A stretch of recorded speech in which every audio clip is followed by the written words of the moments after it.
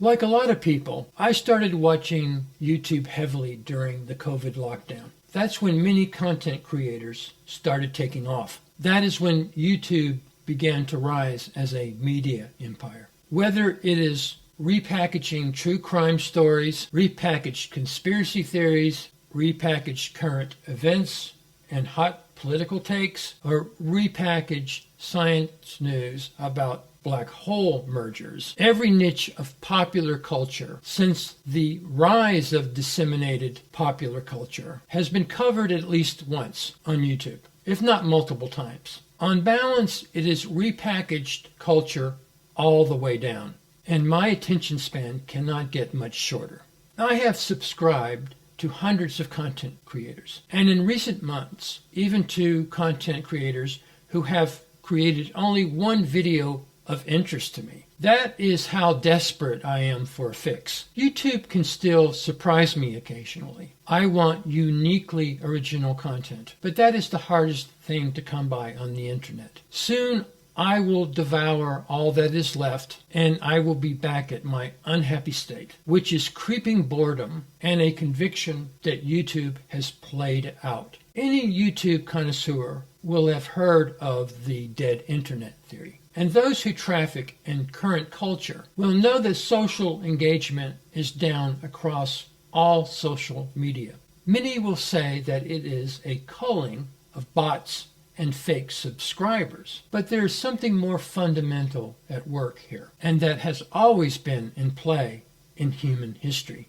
People get bored of their menu options. As the philosopher Hegel argued, history has a mind of its own, and similar ideas arise concurrently within culture without these ideas being shared among their progenitors. Everyone read German philosophy in the 19th century. Not so much now. Science, too, has had its day in the 20th century, but genuine empirical breakthroughs are harder to come by these days. The internet has been dying in protracted stages, with YouTube being perhaps the best iteration of the internet, or at least the most successful. However, YouTube is not the last link in a chain letter. It is perhaps the next to last link. The last link surely has to be AI content. Its ability to rapidly assemble repackaged information with slick graphics is the shiny new object. But like I discussed in my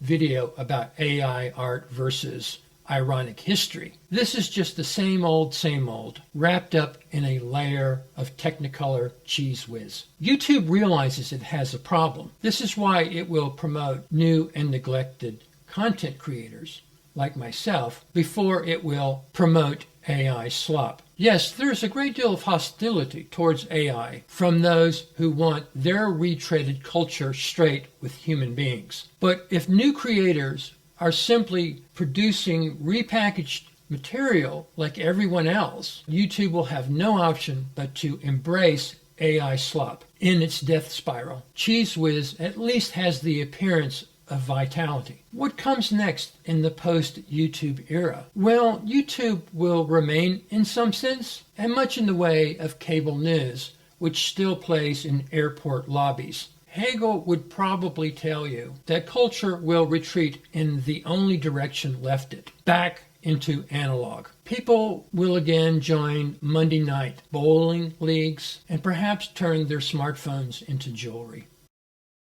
If culture has become a photocopy of a photocopy, then AI, which has been trained on photocopies, is just a photocopy of a photocopy of a photocopy.